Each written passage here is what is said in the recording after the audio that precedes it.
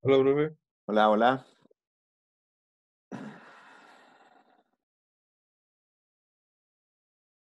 Mientras va llegando gente, pueden hacer consultas. Ayer le habían hecho una consulta sobre el Por problema 2 del, claro, del me proyecto. pidieron, por favor, ¿me lo puede revisar si está bueno? ¿Esa? No, Ah, no, no, no. era como una pregunta de cómo, así como una indicación para poder desarrollarlo. Ah, ya, era la segunda pregunta. Espérate, dice. Tengo una duda de la demostración, ya que me he guiado en los videos. No, esto es lo que tengo. No, no. No, me tengo dos preguntas que me responden si los que tiene, lo que hicieron está bueno.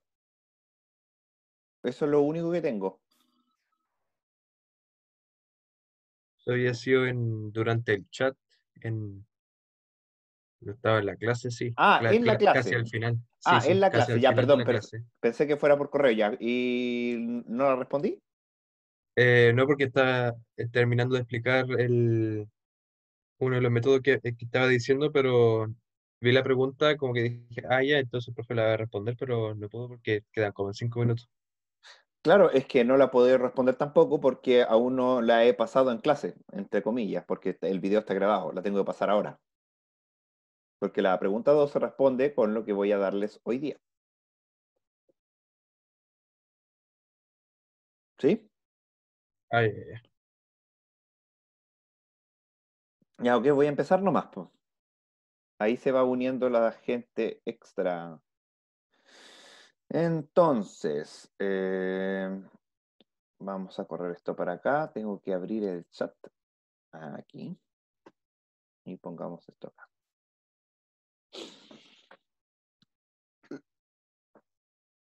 La máquina universal que vimos en la clase anterior, ya sea lunes o martes, lo que hace es entonces recibir las instrucciones de otra máquina y simularla. Entonces, eh, vemos que las máquinas de Turing en realidad hacen cualquier cosa, pero ¿qué tan cualquier cosa? ¿Existe algún límite de lo que podamos programar? Y eso fue descubierto por el mismo creador de las máquinas de Turing en 1936. Y resulta que las máquinas no pueden resolver una gran infinidad de problemas. En particular, hay un problema que es el clásico con el cual se parte, y es una demostración con diagonalización que se llama, o que en realidad es una demostración por contradicción, donde se ve que en realidad hay un problema que es imposible. Y el problema imposible se llama el problema del alto.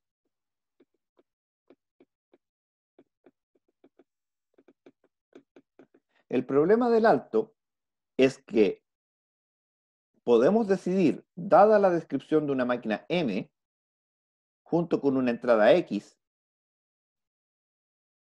si es que M ejecutando X para. Entonces, se define el lenguaje del problema del alto, porque recordemos que las máquinas de Turing resuelven lenguajes, HP por Halting Problem en inglés, es el lenguaje de las máquinas M, descripción, junto con las entradas X, tal que M con input X para.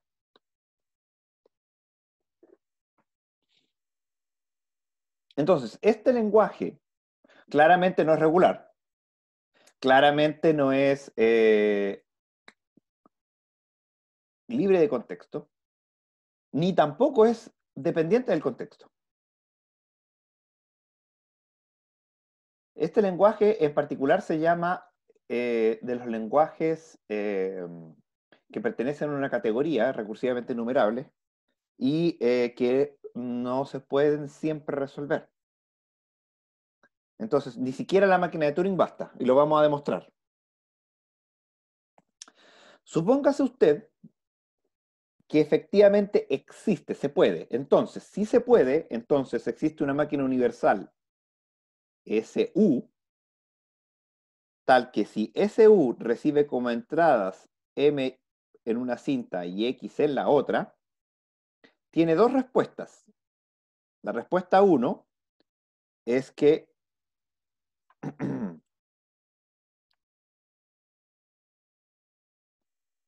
si, perdón, si M emulado en X, que nosotros sabemos ya que toda máquina universal, y SU sería una universal, puede simular una descripción de una máquina de Turing con una entrada en particular. Si M en X con la entrada X para, yo lo que voy a hacer es aceptar.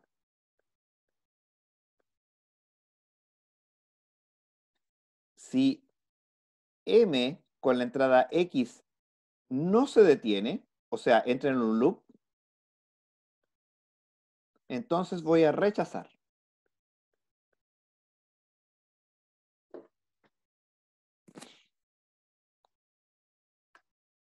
Entonces, esa es mi máquina SU. Vamos por partes. ¿Eso se entiende?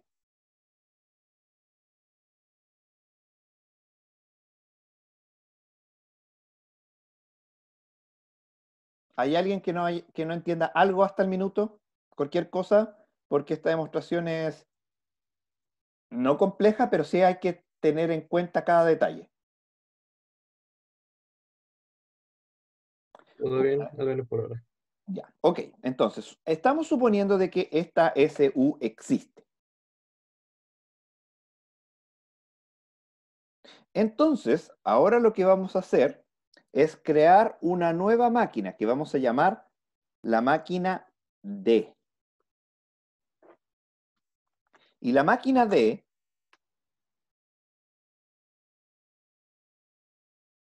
lo que va a hacer es lo siguiente. Si es que D recibe una entrada X, cualquiera, lo que va a hacer es ejecutar, es lo siguiente. Va a parar en estado de aceptación, si usted quiere,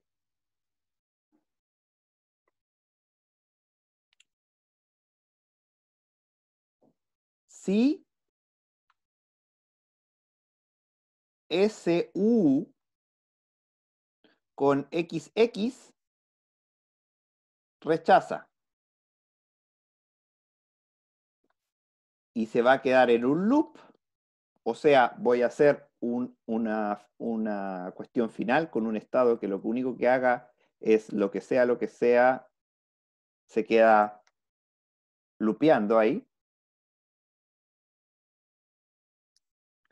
En caso contrario, si SU alimentado con X, X, acepta. Entonces, ¿qué es lo que hace la máquina D? La máquina D ocupa la máquina SU y en vez de recibir una descripción de una máquina y una entrada, lo que hace es que lo que recibe asume que es a la vez la descripción de la máquina y la entrada. ¿Algún problema con eso?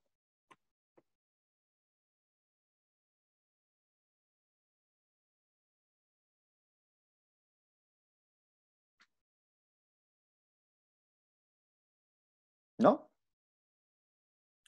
Entonces terminemos. Correr esto un poquito más para arriba. Más arriba. Más arriba.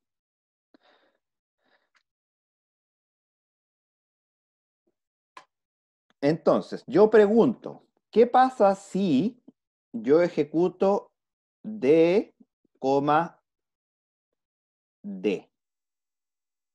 O sea, a la máquina D le entrego la descripción de la máquina D. Lo que me dice es que va a parar si la máquina universal U con D, D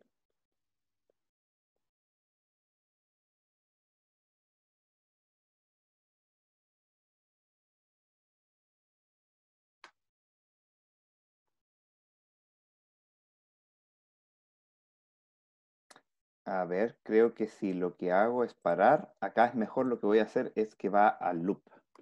Mejor. Ah, para si SU como U rechaza, claro, rechaza, está bien. Estaba bien. Ok. Entonces voy a escribir esto bien porque me quedó mal escrito. D, D. Para si SU con D, D rechaza, entonces rechaza. Rechaza. Ha quedado muy allá. Ah, maldición. Ajá. Vamos a correr esto un poquito más para acá para alcanzar a escribir el rechaza. Ahí sí. Rechaza. Lo único que estoy haciendo es anotar esto mismo abajo. Y luego dice que se queda en un loop pegado si SU con D, D acepta. Vámonos primero por el camino 1, por este. SU de D, D dice que rechaza. Si SU de D, D rechaza, quiere decir que D, D no para. Pero acá dice que D, D para. Entonces, contradicción. Vámonos por el otro camino. Si SU de D, D acepta, si SU de D, D acepta, entonces D, D para. Pero aquí acaba de decir que D, D se queda en un loop. Contradicción. Por lo tanto, D, D no puede ni parar ni quedarse en un loop. Y eso quiere decir que no tiene opciones. Por lo tanto, como llegamos a una contradicción por todos los caminos, alguna de las cosas que nosotros asumimos no se puede hacer. Vamos a recapitular para atrás. A la máquina D pasarle su descripción. Una máquina, si es que existe, entonces la podemos describir. No hay ningún problema en eso. Haber creado la máquina D depende de la creación de la máquina universal U. Por lo tanto, lo que nos problema es haber creado la máquina universal U. Por lo tanto, la conclusión es que la máquina universal U es imposible de que exista. Ergo, no podemos decidir el problema del alto.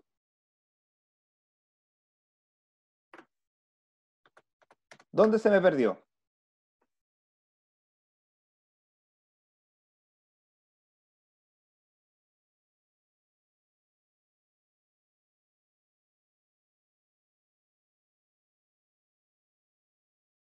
¿No? ¿Todos comprendieron bien la idea?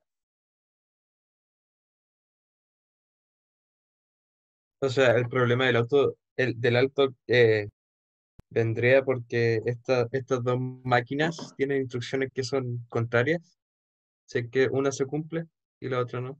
Claro, es una cosa así. Lo que pasa es que tú asumes de que efectivamente el problema del alto, que como dijimos al principio, define un lenguaje y por lo tanto, como define un lenguaje, la máquina de Turing debería ser capaz de resolver. Asumimos que efectivamente se puede resolver.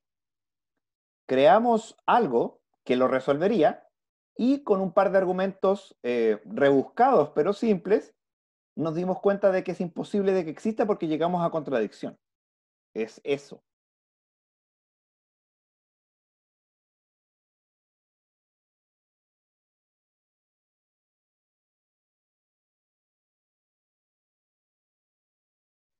¿En los videos de las cápsulas existe algún tipo de aplicación de este problema o Sí, no se puede aplicar? voy a dar la aplicación ahora. Ah, ya. Ya, entonces, ¿se comprende la idea general?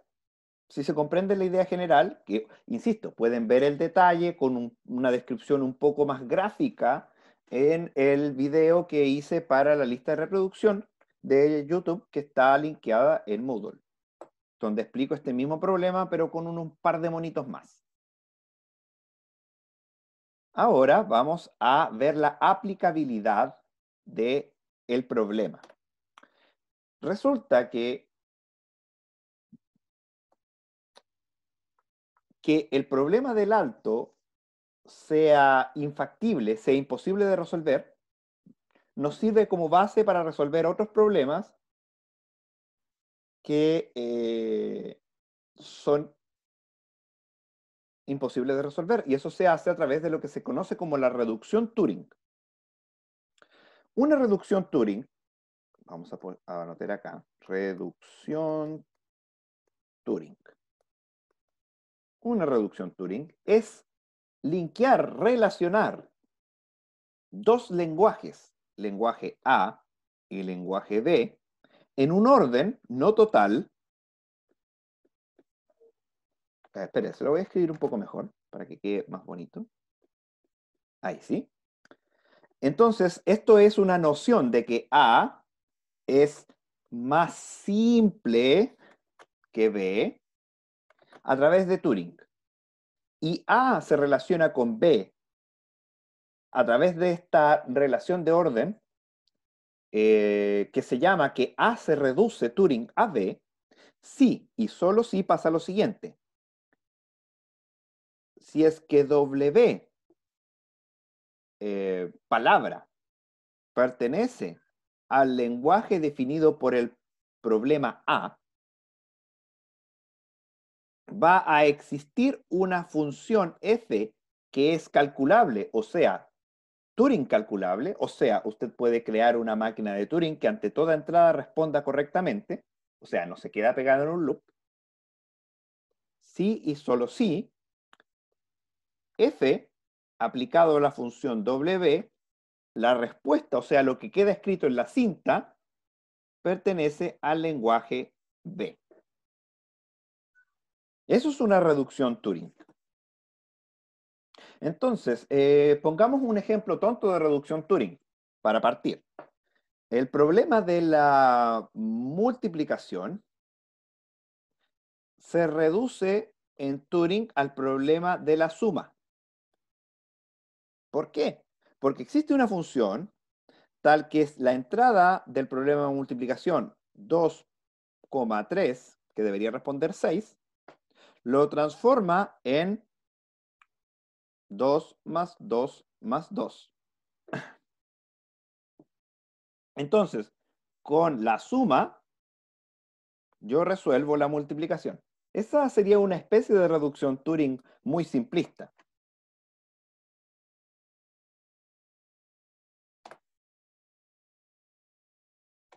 ¿Ya? Entonces, ¿se entiende esta idea de reducción Turing? Responder un problema ocupando el mecanismo de otro. Eso es reducción Turing. Entonces, la multiplicación se puede resolver ocupando el mecanismo de la suma. El factorial se puede resolver usando el mecanismo de la multiplicación. Y eso nos da una idea de qué tan difícil son los problemas, pero no en términos temporales ni términos espaciales, sino qué tan difícil son respecto a su posible resolución. Por lo tanto, existen problemas que podemos hacer reducciones con el problema del alto y demostrar que también son imposibles. Por ejemplo, vamos a partir por el más básico, el problema del vacío. El emptiness problem, problema del vacío, son las máquinas M, tal que M para con el input vacío. Ese es el problema del vacío. Así que el problema del vacío es un problema que podamos decidir. Para eso ocupemos reducción Turing. Entonces, lo que yo quiero demostrar es que el problema del alto es más simple, comillas, que el problema del vacío. Por lo tanto, como el problema del alto es imposible de resolver y es más simple, entonces el problema del vacío va a ser imposible de resolver. Esa es la idea. Vamos a hacerlo. Para ello, entonces tenemos que ver que una entrada para el problema del alto, la entrada del problema del alto, el lenguaje del problema del alto, recordemos que es una máquina y un input. Y entonces voy a tener que encontrar una función f. Entonces, a través de la función f, lo que voy a hacer es lo siguiente. Voy a crear una máquina n', que n' lo que va a hacer es lo siguiente. Va a tener un estado inicial y que si lee el carácter blanco, va a escribir el primer carácter de x, este x, se va a mover a la derecha y va a un estado Q1. Luego el estado Q1, si lee blanco, va a escribir el segundo carácter de la entrada X y se va a mover a la derecha. Paso al estado Q2. Y así, tac, tac, tac, tac, hasta que termino de escribir con blanco, escribo el último elemento de X, me quedo donde mismo, paso a un auxiliar que lo que hace es, sea lo que sea que lea, se va a escribir exactamente lo mismo y va a retroceder. Dependiendo del lenguaje, eso tendría que ser 0,1 a B, depende del lenguaje del problema del alto, hasta leer blanco. Y una vez que lea blanco, avanza y de aquí en adelante escribo la máquina M. Entonces, ¿qué es lo que hace la máquina N'? La máquina N', si no hay nada en la cinta, escribe X y ejecuta M. Por lo tanto, si N' pertenece al lenguaje del vacío, eso quiere decir que va a parar cuando la cinta está vacía. Entonces, sí, solo sí, tuvo que haber, como escribió X y ejecutó M, M de X tuvo que haber parado, o sea, pertenecer al problema del alto. Como la relación es exactamente lo mismo que yo buscaba, entonces esto es cierto. Como es cierto, el problema del alto es Turing reducible al problema del vacío y por lo tanto el problema del vacío es imposible de resolver. ¿Estamos?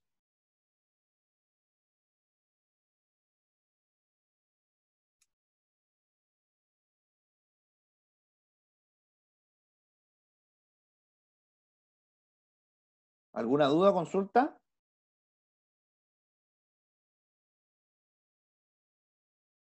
Voy a hacer otro ejemplo.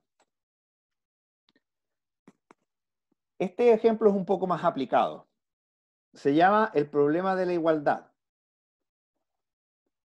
El problema de la igualdad es, dado dos máquinas o software o lo que usted quiera, m, n, el problema de la igualdad acepta si para toda entrada se tiene de que m, x, lo que compute va a ser exactamente igual a lo que compute la máquina n,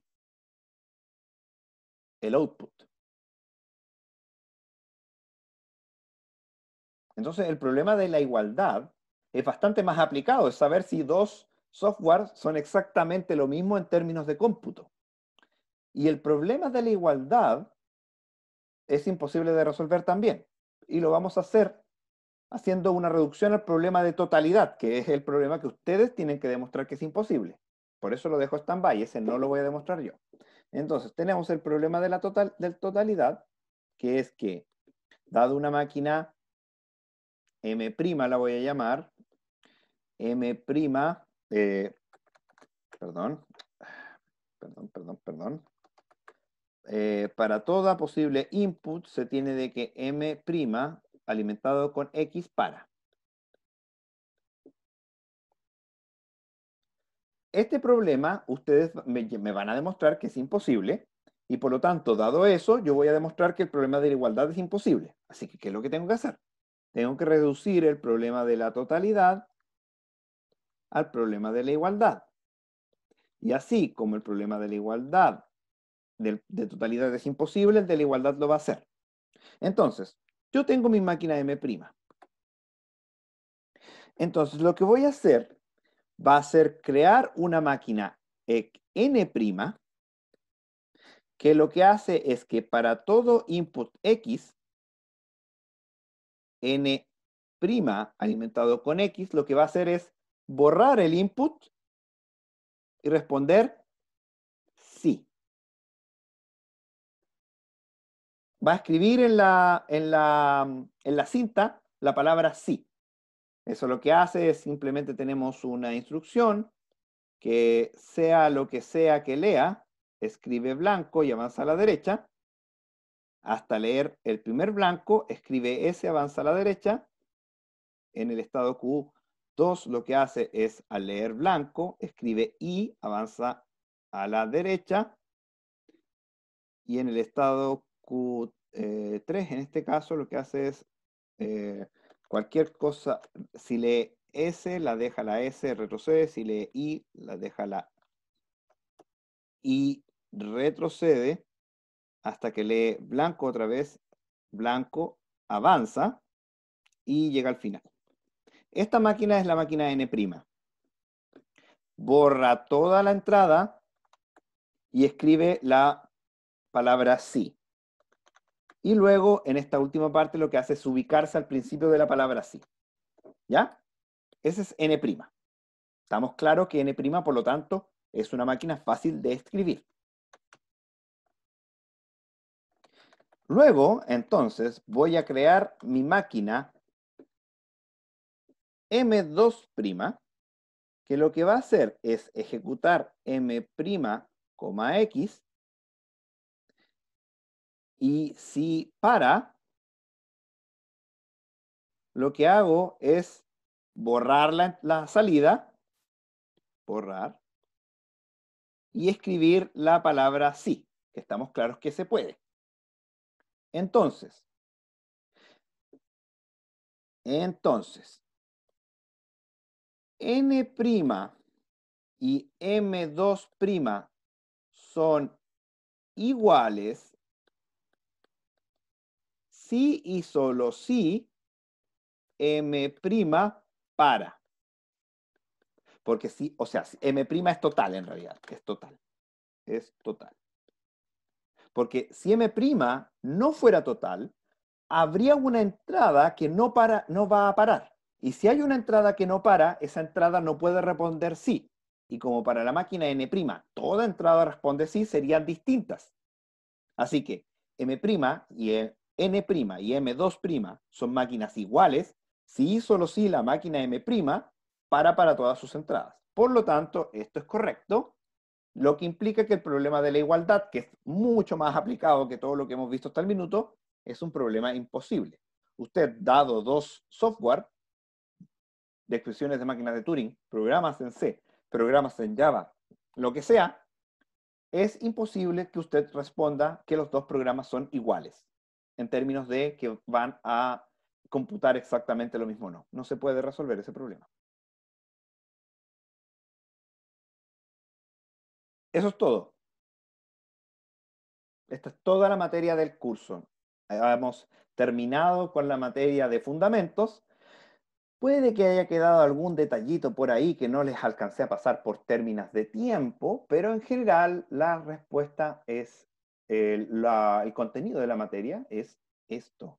Esto es lo trascendental en particular. Pasamos lo más importante. Con esto deberían ustedes tener total capacidad para poder afrontar los cursos posteriores que les toca esto, incluyendo cursos de magíster o de doctorado, que necesitan fundamentos para poder que ustedes entiendan la materia. En particular, mucho de esto va a ser ocupado en su próximo curso de análisis y diseño de algoritmos, que debería tocarles, creo que este semestre que viene. ¡Ja! Y creo que les toca conmigo también. Un año conmigo, qué fome. Uf. Ya, dudas, consultas generales, lo que sea.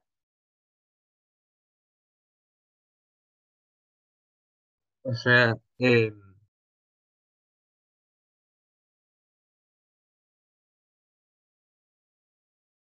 ¿cierto? Disculpe.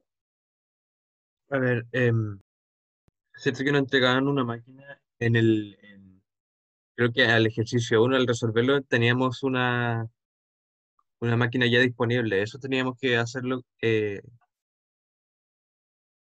¿Cómo se llamaba eso?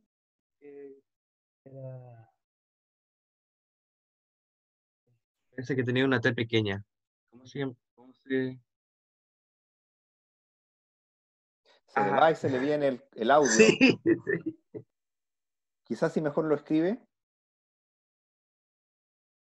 tengo el chat aquí mismo.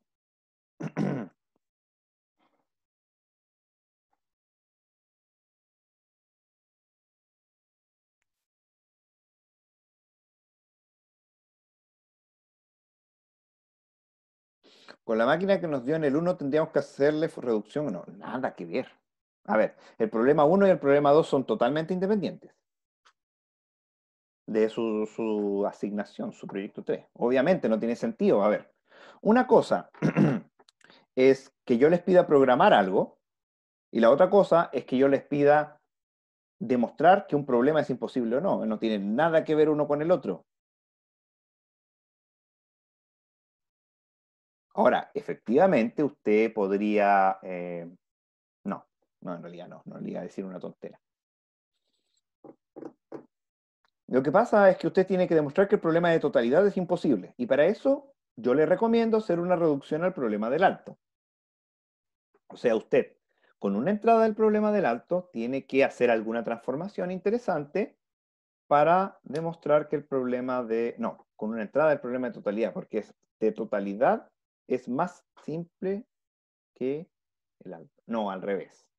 Usted tiene que demostrar que el problema del alto es más simple que el total y por lo tanto eso implica que el total es imposible. Así que con una entrada del problema del alto, esto es una máquina y su input, usted debe hacer una transformación que lo que haga es implicar el problema de la totalidad. O sea, algo parecido a lo que hicimos con el problema del vacío. ¿Se acuerda que hicimos eso en el problema del vacío hoy? Y eso también está, yo el problema del vacío lo explico con mayor detalle en el video que está linkeado en la lista de reproducción, que me di todo el tiempo, yo grabé al final como más de 70 videos entre los dos cursos, y ustedes lo han visto re poco y está muy bien explicada la materia ahí, así que se lo recomiendo. Eh, y ahí hago la reducción del problema del vacío otra vez, pero con mayor detalle. Tienen que hacer lo mismo para el problema de la totalidad, pero la traducción, la creación de esta máquina nueva es distinta, ciertamente. Es un detalle que tienen que hacer de manera de que tenga sentido. En todo caso, insisto, la demostración del problema de totalidad, que es imposible, está en todas y cada una de las libros, páginas web, Wikipedia, todo lo que se le ocurra. Lo único que necesito es que usted lo comprenda, si es que lo va a sacar de una fuente como las que están en la red, que están. Así que usted lo puede buscar ahí y mientras lo comprenda, usted lo copia en sus propias palabras. La gracia es que usted vea que existe esta reducción y cuál es la técnica que se ocupó, pero no que se la dé yo en esta oportunidad, sino que usted sea capaz de buscarla. Así que el problema 2 es un regalo en realidad.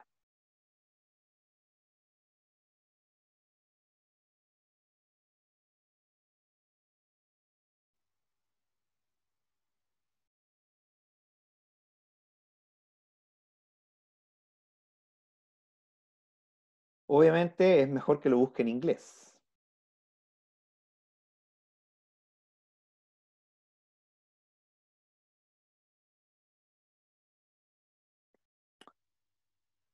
¿Alguna otra duda, consulta? Nos quedan poco más de 5 minutos de clase. Recuerden, esta es la última clase. Tienen hasta mañana en la noche para entregarme el proyecto 3.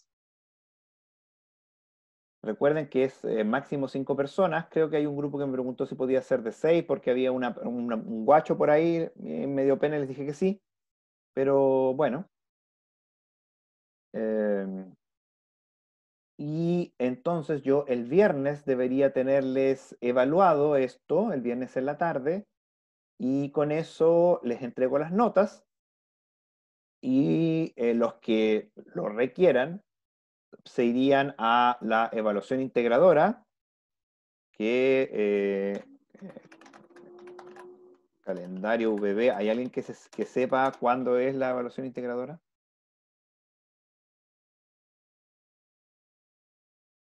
Am, primer semestre, creo que tenemos una fecha en particular. Evaluación integradora, carreras con renovación.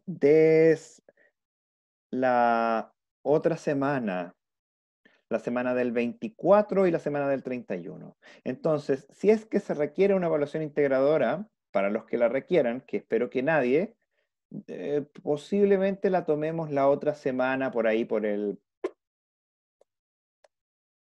no sé, el 26 puede ser, es una buena fecha.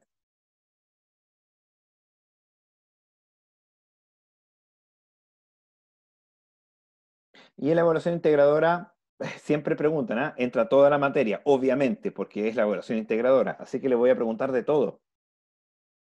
Tienen que estudiar toda la materia. Así que los que tengan, háganse un café y se ven toda la lista de reproducción de los videos que grabé. Se los recomiendo en vez de ver los de la clase, porque los de la clase, un tema que explico en 50 minutos o 40 minutos, en la otra lo explico en 5 u 8 minutos. Entonces es más corto verlos por los otros. Así que se hacen un café. Creo que si ven todos los videos de una, se van a tomar como 1 o 2 horas, no más que eso. Así que es una forma de estudiar. Voy a preguntar toda la materia. O sea, yo hay cosas que dije que no iba a preguntar. Por ejemplo, que aquí, en el certamen 2 no pregunté, por ejemplo, la transformación de autómata con pila a gramática. Eso podría preguntarlo perfectamente en el examen y de hecho lo voy a preguntar. Voy a ponerle una máquina muy chica y ustedes tendrán que hacer la transformación. ¿Qué otra cosa? No pregunté que voy a preguntar. No pregunté la transformación de expresión regular directa a una autómata con pila, no, un autómata finito no determinista con transición vacía. Eso creo que no lo pregunté en el primer certamen. También lo voy a preguntar. Voy a preguntar todo lo que quedó como suelto. Em, y de este lado puede que pregunte algo con notación modular. Una máquina de Turing transforme la notación modular o algo así. Ahí voy viendo. Y sería el miércoles 26. Miércoles 26, lo voy a anotar en el calendario.